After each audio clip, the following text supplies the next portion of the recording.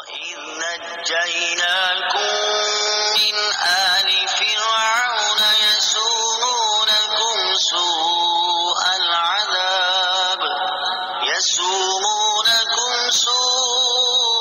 الْعَذَابِ يُذَبِّحُونَ أَبْنَاءَكُمْ وَيَسْتَحْيُونَ نِسَاءَكُمْ وَفِي ذَلِكُمْ بَلَاءٌ مِّن رَّبِّكُمْ عَظِيمٌ۔ ترجمہ: اور یاد کرو جب ہم نے تمہیں فرعونیوں سے نجات دی جو تمہیں بہت برا عذاب دیتے تھے، تمہارے بیٹوں کو ذبح کرتے تھے اور تمہاری بیٹیوں کو زندہ چھوڑ دیتے، اور اس میں تمہارے رب کی طرف سے بڑی آزمائش تھی۔ وَإِذْ نَجَّيْنَاكُمْ مِنْ آلِ فِرْعَوْنَ، اور جب ہم نے تمہیں فرعونیوں سے نجات دی۔ تفسیر صراط الجنان میں ہے، اس سے پہلی آیات میں بنی اسرائیل پر کی گئی نعمتوں کا اجمالی طور پر ذکر ہوا، اور اب یہاں سے ان نعمتوں کو تفصیل کے ساتھ بیان کیا جا رہا ہے۔ چنانچہ ارشاد فرمایا کہ اے بنی اسرائیل، میری وہ نعمت یاد کرو کہ جب ہم نے تمہیں فرعون کی پیروی کرنے والوں سے نجات دی جو تمہیں بہت برا عذاب دیتے تھے۔ فرعون نے بنی اسرائیل پر نہایت بے دردی سے محنت و مشقت کے دشوار کام لازم کر رکھے تھے۔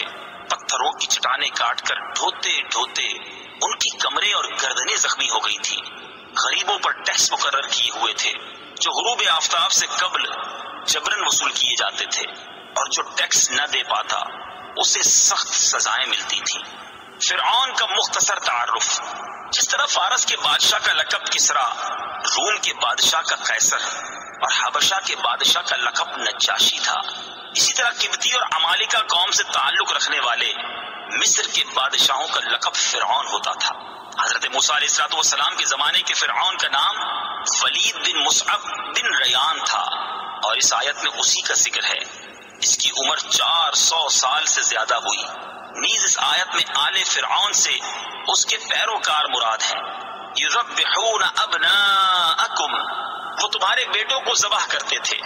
تفسیر صراط الجنان میں ہے، فرعون نے خواب دیکھا کہ بیت المقدس کی طرف سے ایک آگ آئی اور اس نے مصر کو گھیر کر تمام قبطیوں کو جلا ڈالا، جبکہ بنی اسرائیل کو کوئی نقصان نہیں ہوا۔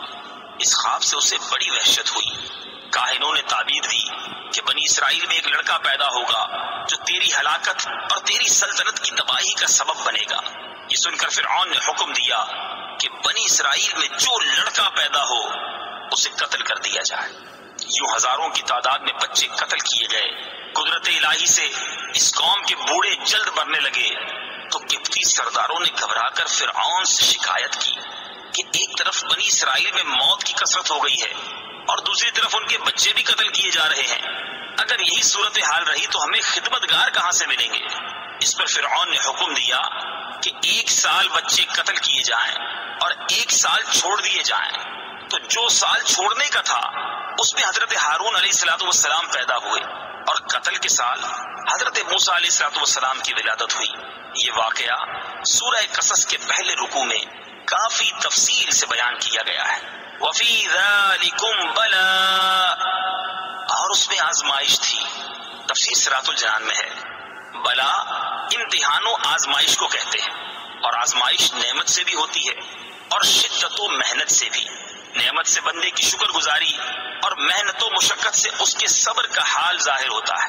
اس آیت میں اگر ذالکم کا اشارہ فرعون کے مظالم کی طرف ہو تو بلا سے محنت و مصیبت مراد ہوگی، اور اگر ان مظالم سے نجات دینے کی طرف اشارہ ہو تو بلا سے نعمت مراد ہوگی۔